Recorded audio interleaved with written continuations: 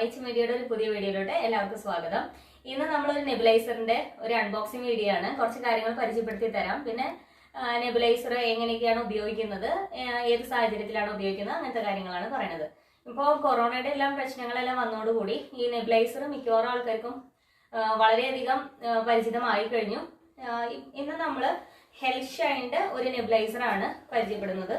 ഇതിപ്പോൾ നമ്മൾ ഷോപ്പിൽ നിന്ന് വാങ്ങിയപ്പോൾ ഓൾമോസ്റ്റ് 1300 അടുത്ത് റേറ്റ് വന്നിട്ടുണ്ട്. ഇതിന്റെ MRP അതിനേക്കാൾ കുറച്ച് കൂടുതലായിരുന്നു. അപ്പം ഇതിൽ എന്തൊക്കെയുള്ളതെന്ന് നോക്കാം നമുക്ക് ഫസ്റ്റ് തന്നെ. അപ്പോൾ നിങ്ങൾക്കറിയാം, ഈ നെബുലൈസർ എന്ന് പറയുമ്പോൾ സാധാരണ കുട്ടികളിലാണെങ്കിലും അല്ലെങ്കിൽ മുതിർന്നവരാണെങ്കിലും ആസ്മ അറ്റാക്ക് എല്ലാം പെട്ടെന്ന് വരുമ്പോൾ ഡോക്ടേഴ്സ് പറയുന്ന ഒരു കാര്യമാണ്. പെട്ടെന്നൊരു ശ്വാസമുട്ടൽ പോലുള്ള ബുദ്ധിമുട്ടുകളായി നിങ്ങൾ ഹോസ്പിറ്റലിൽ പോകുന്ന സാഹചര്യങ്ങളിൽ അതൊന്ന് കുറയാൻ വേണ്ടിയിട്ട് ചെറിയ കുട്ടികളിലാണെങ്കിലും ഇനി മുതിർന്നവരാണെങ്കിലും വയസ്സായവരെല്ലാം ഡോക്ടേഴ്സ് ഒരുപോലെ പറയുന്ന ഒരു മെഡിക്കൽ തെറാപ്പി തന്നെയാണ് നെബുലൈസേഷൻ എന്നുള്ളത്. അപ്പോൾ ഈ സാധാരണ നിങ്ങൾക്കറിയാം, ഈ ഇൻഹേലറൊക്കെ ഉപയോഗിക്കുന്നവരാണെങ്കിൽ അതിൽ നല്ല ഡീപ് ബ്രെത്ത് എടുത്താൽ മാത്രമേ നമുക്ക് ആ സ്പ്രേ ഉള്ളിലോട്ട് കിട്ടുള്ളൂ. അപ്പം നിങ്ങൾക്ക് ഒരു ആസ്മ പോലുള്ള ബുദ്ധിമുട്ട് വരുന്ന സമയത്ത് നിങ്ങളുടെ ശ്വാസക്കുഴലുകൾ, ശ്വാസനാളെല്ലാം അത് നേരോ ആയിപ്പോ, അതായത് സങ്കോചിച്ച് അതിന്റെ വ്യാസം കുറഞ്ഞു പോകും. അപ്പൊ നിങ്ങൾക്ക് ഉള്ളിലോട്ട് നല്ല ആഴത്തിൽ ശ്വാസം എടുക്കാൻ പറ്റില്ല. അങ്ങനത്തെ സാഹചര്യങ്ങളിൽ ഇൻഹേലർ വെച്ച് സ്പ്രേ ചെയ്താലും നിങ്ങൾക്ക് ഉള്ളിലോട്ട് എടുക്കാൻ പറ്റില്ല. അപ്പൊ അത്തരം സാഹചര്യങ്ങളിൽ നമ്മൾ നെബുലൈസർ വെച്ചിട്ട് നെബുലൈസേഷൻ വെച്ച്, അതായത് ആ പ്രൊസീജിയർ നെബുലൈസേഷൻ തെറാപ്പിയാണ്. അതിൽ നമ്മൾ മെഡിസിൻ കൊടുക്കുമ്പോൾ സാധാരണ നിങ്ങൾ ശ്വാസോച്ഛ്വാസം എടുക്കുന്ന മാതിരി ബ്രീത്തിങ് ഇന്നും ഔട്ടും ചെയ്തു കഴിഞ്ഞാൽ നിങ്ങൾക്ക് പെട്ടെന്ന് തന്നെ അത് എടുക്കാൻ ഒരു എളുപ്പമുണ്ടാവും. അതുകൊണ്ടാണ് അത്തരം സാഹചര്യങ്ങളിൽ നെബുലൈസേഷൻ കൊടുക്കാനായിട്ട് ഡോക്ടർമാർ പറയുന്നത്. അപ്പൊ ഇതിൽ നമ്മൾ സാധാരണ ലിക്വിഡ് രൂപത്തിലുള്ള മെഡിസിൻസ് ഒഴിച്ചിട്ട് അതൊരു വേപ്പർ രൂപത്തിൽ ഇതിലുള്ള എയർ കംപ്രസർ ആക്കുക ചെയ്യാം. അപ്പോൾ നിങ്ങൾക്ക് കിട്ടുന്നത് ഒരു മിസ്റ്റ് രൂപത്തിൽ അല്ലെങ്കിൽ ഒരു വേപ്പർ രൂപത്തിലായിരിക്കും. അപ്പൊ നിങ്ങൾക്ക് അത് ശ്വസിക്കാനും എടുക്കാനൊക്കെ എളുപ്പമുണ്ട്. പിന്നെ എന്ന് പറഞ്ഞാൽ ഇത് സാധാരണ നമ്മുടെ ഇൻഹേലർ സ്പ്രേ പോലെ ഒറ്റ പഫ് എടുത്തുകൊണ്ട് നിങ്ങൾക്ക് ആ ഒരു സമയമല്ല, അതിനേക്കാളും കുറച്ചും കൂടെ സമയം വേണ്ടി വരും. അതായത് ഒരു 5 മിനിറ്റ് മുതൽ ഒരു 20 മിനിറ്റ് വരെ എടുത്താൽ മാത്രമേ നിങ്ങൾക്ക് അത്രയും സമയം എടുക്കും ഇതിലെ മെഡിസിന് മുഴുവൻ കംപ്ലീറ്റ് ചെയ്ത് ആ ഒരു പ്രൊസീജിയർ കംപ്ലീറ്റ് ആവാൻ വേണ്ടിയിട്ട്. അപ്പോൾ ഇത്രയും കാര്യങ്ങൾ നിങ്ങൾ ആദ്യം തന്നെ അറിയാം. പിന്നെ ഇതിലാവുമ്പോൾ സാധാരണ നമ്മൾ ഒരു മെഡിസിനും ബദലായിട്ട് നിങ്ങൾക്ക് 1-2 മെഡിസിൻസ് യോജിപ്പിച്ച് ഉപയോഗിക്കാം. കുട്ടികൾക്കാണെങ്കിലും അതെ. അപ്പോൾ ഒരുപാട് അവൈലബിൾ ആണ് പല പല മെഡിസിൻസ്, ബ്യൂഡിക്കോട്ട്, സാൽബ്യൂട്ടമോൾ, അങ്ങനെ നമ്മൾ കുട്ടികൾക്കാണെങ്കിൽ ഇപ്പം കുറച്ചും കൂടെ 3% NS പോലെ ഒരുപാട് ടൈപ്പ് ഓഫ് മെഡിസിൻസ് ഇതിൽ നെബുലൈസേഷൻ വഴിക്ക് നമ്മൾ കൊടുക്കാറുണ്ട്. അത് ഡോക്ടേഴ്സ് തന്നെയാണ് പ്രിസ്ക്രൈബ് ചെയ്യുക. എത്ര ഡോസ് വേണം, അതായത് മെഡിസിൻ എത്ര ക്വാണ്ടിറ്റി കുട്ടികൾക്ക് കൊടുക്കണം അല്ലെങ്കിൽ മുതിർന്നവരിൽ കൊടുക്കണം, എത്ര ഇടവിട്ടാണ് കൊടുക്കേണ്ടത്, ഇത്രയും കാര്യങ്ങളെല്ലാം ഡോക്ടേഴ്സ് പറഞ്ഞിട്ടുണ്ടാവും. അത് രൂപത്തിൽ ചെയ്യാം. അപ്പൊ നിങ്ങൾക്ക് ഇത് വീട്ടിലാണെങ്കിലും നിങ്ങൾ ഇത്തരം കാര്യങ്ങൾ മനസ്സിലാക്കി പെട്ടെന്ന് നിങ്ങൾക്ക് ഒരു ബുദ്ധിമുട്ട് വരുന്ന സമയത്ത് അതൊന്ന് ക്ലിയർ ആക്കാൻ വേണ്ടി നിങ്ങൾക്ക് ഉപയോഗിക്കാൻ പറ്റുന്ന ഒരു കാര്യമാണ്. അപ്പോൾ അതിലെ ഡോസും കാര്യങ്ങളും നിങ്ങൾ അറിഞ്ഞിരിക്കണം. ഇനി സാധാരണ ഒരു NS പോലുള്ള സംഭവങ്ങൾ വെച്ചിട്ട് നിങ്ങൾക്ക് ജസ്റ്റ് എയർവേ ക്ലിയർ ആക്കാനായിട്ടും ഇത് ഉപയോഗിക്കാം. അപ്പോൾ കുറച്ച് കാര്യങ്ങൾ നിങ്ങൾ ഇതിൽ മനസ്സിലാക്കിയിരിക്കണം. അതിന് വേണ്ടിയിട്ടാണ് ഇന്നിപ്പോൾ ഈ വീഡിയോ ചെയ്യുന്നത്. അപ്പോൾ നമുക്കിത് അൺബോക്സിങ് നോക്കാം. അപ്പോൾ ഇതിൽ കുറച്ച് കണക്ഷൻ ട്യൂബിംഗ് ഒക്കെ അടങ്ങിയിട്ടുള്ള ഒരു സെറ്റ് ഉണ്ട്. പിന്നെ ഇതാണ് ഇതിന്റെ മെയിൻ ആയിട്ടുള്ള എയർ കംപ്രസർ വരുന്നത്. പിന്നെ ഒരു യൂസർ മാനുവൽ ഉണ്ട്. ഇത്രയും കാര്യങ്ങളാണ് ഇതിലുള്ളത്. അപ്പോൾ യൂസർ മാനുവൽ സാധാരണ ആരും വായിക്കാറില്ല. അപ്പോൾ ഇതിൽ നമുക്ക് നോക്കാം. ഇതാണ് ഈ എയർ കംപ്രസർ എന്ന് പറയുന്നത്. ഇതിന് 2 പിന്നാണ് വരുന്നത്.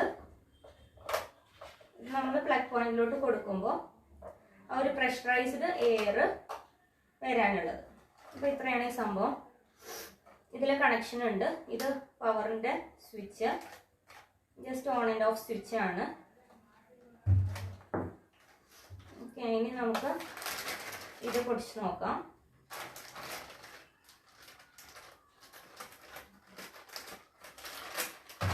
അപ്പോൾ സാധാരണ നെബുലൈസറിന് മെയിൻ ആയിട്ട് വരുന്നത് ഒരു പവർ സോഴ്സിലോട്ട് കൊടുക്കേണ്ട ഒരു പവർ കോഡ് ഉണ്ടാവും, എയർ കംപ്രസർ ഉണ്ടാവും, പിന്നെ കണക്ഷൻ ട്യൂബിങ്സ് ഉണ്ടാവും.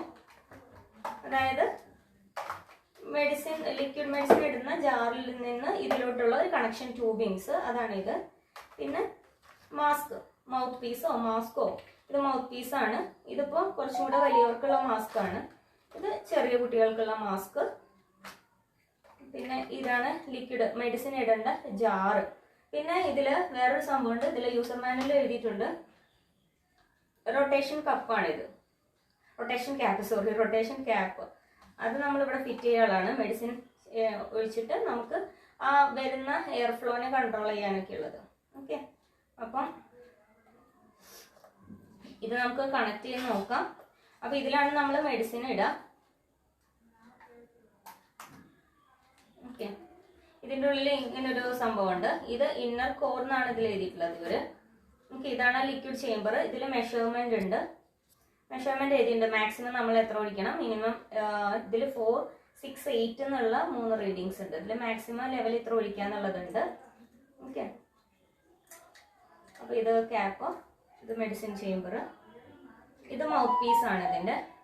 അപ്പോൾ നമുക്കിതിൽ മെഡിസിൻ ഒഴിച്ചിട്ട് നോക്കാം. ഞാൻ ഇവിടെ കണക്ട് ചെയ്യാണ്.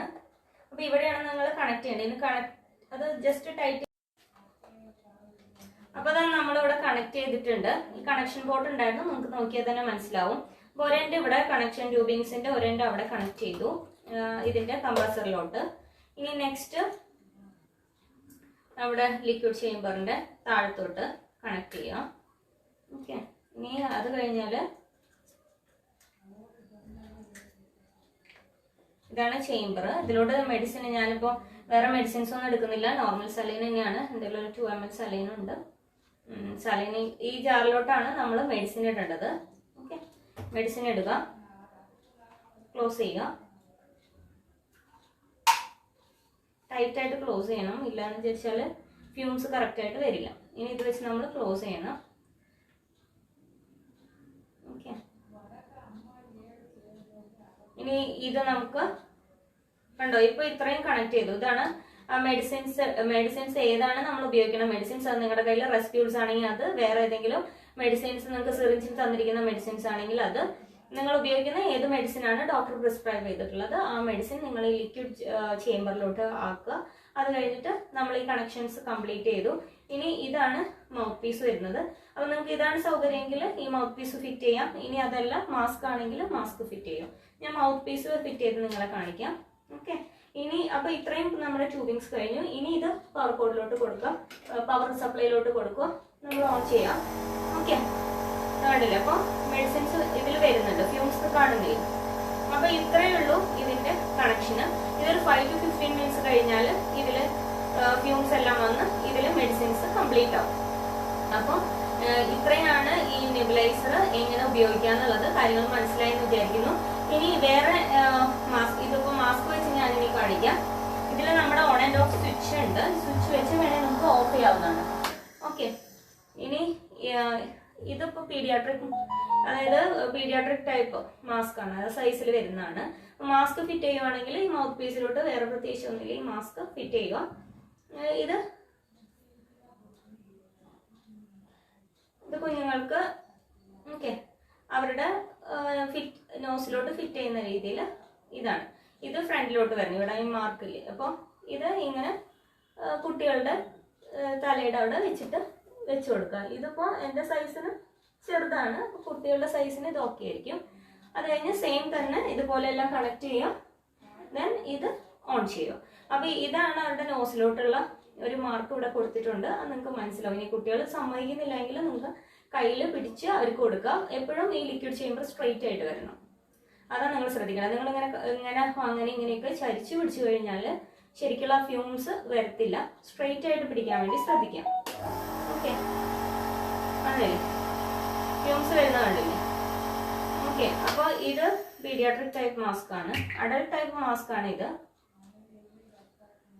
ഇത് കുറച്ച് മുതിർന്നവരുടെ ടൈപ്പ് മാസ്ക്. കുറച്ചും കൂടെ സൈസ് വ്യത്യാസമുണ്ട്, വേറെ പ്രത്യേകിച്ച് ഒന്നുമില്ല. അപ്പം നമ്മളിത് ഫിറ്റ് ചെയ്ത് കഴിഞ്ഞാൽ സെയിം പ്രൊസീജിയർ തന്നെയാണ് ഫിറ്റ് ചെയ്യുക. ഇത് ഇട്ടിട്ട് നിങ്ങൾക്ക് സുഖമായിട്ട് പിടിക്കും. ഇത്രയാണ്. ഇതാണ് ഒരു ടൈപ്പ് കണക്ഷൻ ട്യൂബിങ്സ് വരുന്നത്. അപ്പോൾ ഇതാണ് നമുക്ക് ഈ പാക്കേജിൽ ഈ ഹെൽത്ത്ഷൈൻ എന്നുള്ള കമ്പനിയുടെ കണക്ഷനാണ് ഇപ്പോൾ കാണിച്ചത്. ഇനി വേറൊരു ടൈപ്പ് മാസ്ക് ഞാൻ കാണിക്കാം.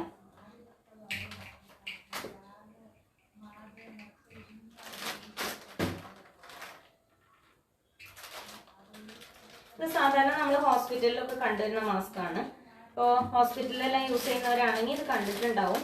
ഒരുപക്ഷെ നിങ്ങളിത് പഠിച്ചിട്ടുണ്ടാവും ഇതെങ്ങനെ ഉപയോഗിക്കാൻ നോക്കാം. ഇതിൽ കുറച്ചുകൂടെ ഒരു ചെറിയ ഇതുപോലൊക്കെ തന്നെ സെയിം തന്നെ കണക്ഷൻ ട്യൂബും ഒക്കെ വരുന്നത്. ഇതിൽ ചേംബർ ഇത്രയേ വരുന്നുള്ളൂ. ഈ ചേംബർ ആണെന്ന് വിചാരിച്ചാൽ ഇതിൽ മെഷർമെന്റ് കൊടുത്തിട്ടുണ്ട്. 2cc 6cc 4cc എന്നെല്ലാം കൊടുത്തിട്ടുണ്ട്. അപ്പോൾ എത്ര ക്വാണ്ടിറ്റി മെഡിസിൻ ഇടണ്ടെന്ന് വിചാരിച്ചാൽ ഈ ചേംബറിൻ്റെ ഉള്ളിലേക്കാണ് ഈ മെഡിസിൻ ഒഴിക്കേണ്ടത്. അത് കഴിഞ്ഞിട്ട് ഇത് ഫിറ്റ് ചെയ്യുക. ജസ്റ്റ് ഇങ്ങനെ തിരിച്ച് ടൈറ്റ് ചെയ്യുക. മാസ്ക് ഇവിടെയാണ് കൊടുക്കുക. ഓക്കെ, മാസ്ക് ഇവിടെ കൊടുക്കുക. ഇത് പീഡിയാട്രിക് ടൈപ്പ് ആണ്. ഇതിൻ്റെ താഴോട്ടുള്ള ഈ പോർട്ടിലോട്ട് ഇതിൻ്റെ ഈ കണക്ഷൻ ട്യൂബ് ഫിറ്റ് ചെയ്യുക. മുന്നത്തെ പോലെ തന്നെ നിങ്ങൾക്ക് ജസ്റ്റ് കാണാൻ വേണ്ടി കാണിക്കുന്നുള്ളൂ. ഈ പോർട്ടിലോട്ട് ഇതിൻ്റെ മറ്റേ അറ്റം കണക്ട് ചെയ്യുക. സെയിം പവർ നമ്മൾ കണക്ട് ചെയ്യുക, ഓൺ ചെയ്യുക. ഫ്യൂംസ് ഇതിൽ വരും. അപ്പോൾ ഇത്രയേ ഉള്ളൂ ഈ സംഭവങ്ങൾ. ഇനി നിങ്ങൾ ക്ലീൻ ചെയ്യുവാണെങ്കിൽ നിങ്ങൾ ഇത്രയും പോർഷൻസ് ഇത് റിമൂവ് ചെയ്യാം.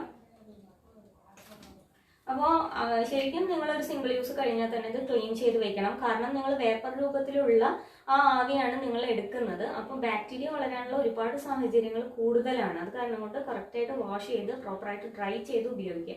അപ്പോൾ ഇത്രയും ഭാഗങ്ങൾ നമ്മൾ ക്ലീൻ ചെയ്യേണ്ടത്. ഇത് നിങ്ങൾക്ക് ലെമൺ ഫ്രീ ആയിട്ടുള്ള ഡിറ്റർജൻറ്റ് വെച്ച് ഒരു ഇളം ചൂടുവെള്ളത്തിൽ നല്ലപോലെ കഴുകിയെടുക്കാം. ഒരു വാം വാട്ടറിൽ നല്ലപോലെ കഴുകി എയർ ഡ്രൈ ചെയ്യുക. ഒന്നുകിൽ ഇതിലോട്ട് തന്നെ കണക്ട് ചെയ്തിട്ട് വെറുതെ ഓൺ ചെയ്ത് കഴിഞ്ഞാൽ തന്നെ ഡ്രൈ ആയി കിട്ടും. ഓൺ ചെയ്താൽ ജസ്റ്റ് ഇത് ഡ്രൈ ആവുന്നവരെ നോക്കുക. അതല്ലെങ്കിൽ ഹാൻഡ് ഡ്രൈ ചെയ്തെടുക്കുക. ഇനി അതല്ല എന്ന് വിചാരിച്ചാൽ നിങ്ങൾക്ക് കുറച്ച് നല്ല ഫ്രഷ് ആയിട്ടുള്ള ക്ലോത്ത് വെച്ച് ക്ലീൻ ചെയ്തിട്ട് എടുക്കാം. വേറെ ഇതിൽ യൂസർ മാനുവൽ പറയുന്നുണ്ട് വിനെഗർ എല്ലാം ഉപയോഗിച്ചിട്ട്, അതായത് 1 പാർട്ട് വൈറ്റ് വിനെഗറും 3 പാർട്സ് ഡിസ്റ്റിൽഡ് വാട്ടറും വെച്ചിട്ട് നിങ്ങൾക്ക് ക്ലീൻ ചെയ്തെടുക്കാന്നുള്ളത്. അപ്പോൾ നിങ്ങൾ ശ്രദ്ധിക്കേണ്ട ഒരു കാര്യം എന്ന് വെച്ചാൽ ഈ മൗത്ത് പീസും ഈ ചേംബറും കാര്യങ്ങളും നീറ്റായിട്ട് കഴുകി വൃത്തിയായി സൂക്ഷിക്കണം എന്നുള്ളതാണ്. നിങ്ങൾക്ക് ഇൻഫെക്ഷൻ പ്രിവെന്റ് ചെയ്യാൻ വേണ്ടിയിട്ട്. ഇല്ലാന്ന് വെച്ചാൽ നിങ്ങൾ ഇതിന്റെ നെബുലൈസേഷൻ എടുക്കുമ്പോൾ നിങ്ങളുടെ എയർവേസിൽ പിന്നെയും ബാക്ടീരിയ കാര്യങ്ങളൊക്കെ പോയി നിങ്ങൾക്ക് കൂടുതൽ അതൊരു റെസ്പിറേറ്ററി ഇൻഫെക്ഷന് കാരണമാവും. പിന്നെ ഈ കണക്ഷൻ ട്യൂബിങ്സ് നിങ്ങൾക്ക് നീറ്റായിട്ട് കഴുകി ഉണക്കാനും കാര്യങ്ങൾക്കൊക്കെ ബുദ്ധിമുട്ടായിരിക്കും. അതുകൊണ്ട് നിങ്ങൾ ബെറ്റർ ഇത് റീപ്ലേസ് ചെയ്യാന്നുള്ളതാണ്. ഈ ട്യൂബിങ്സ് മാത്രം നിങ്ങൾ വേറെ കുറച്ച് നിങ്ങളുടെ ഉപയോഗങ്ങൾ കഴിയുമ്പോൾ നിങ്ങൾ ബെറ്റർ നിങ്ങൾ മാറ്റുക എന്നുള്ളതാണ്. വേറെ ട്യൂബിങ്സ് വാങ്ങി ഉപയോഗിക്കുക എന്നുള്ളതാണ് ബെറ്റർ ഓപ്ഷൻ. അല്ലാതെ നമ്മളിത് ക്ലീൻ ചെയ്ത് കറക്റ്റായിട്ട് ക്ലീനിങ്ങും കാര്യങ്ങളൊന്നും നടക്കില്ല. അതുകൊണ്ട് അപ്പോൾ ഇത്തരം കാര്യങ്ങളെല്ലാം നമുക്ക് നെബുലൈസറിനെ കുറിച്ച് ചെറിയൊരു ഐഡിയ കിട്ടിയെന്ന് വിചാരിക്കണം. അപ്പോൾ thank you for watching my video. Bye bye. Video ഇഷ്ടപ്പെട്ടെങ്കിൽ ലൈക്ക് ചെയ്യാനും ഈ അറിവ് മറ്റുള്ളവരിലേക്ക് പകർന്നു നൽകാൻ ഷെയർ ചെയ്യാനും വീഡിയോയുടെ താഴെ നിങ്ങളുടെ അഭിപ്രായങ്ങൾ കമന്റ് ചെയ്യാനും ഈ ചാനൽ സബ്സ്ക്രൈബ് ചെയ്യാനും മറക്കല്ലേ. Thanks for watching my video. By.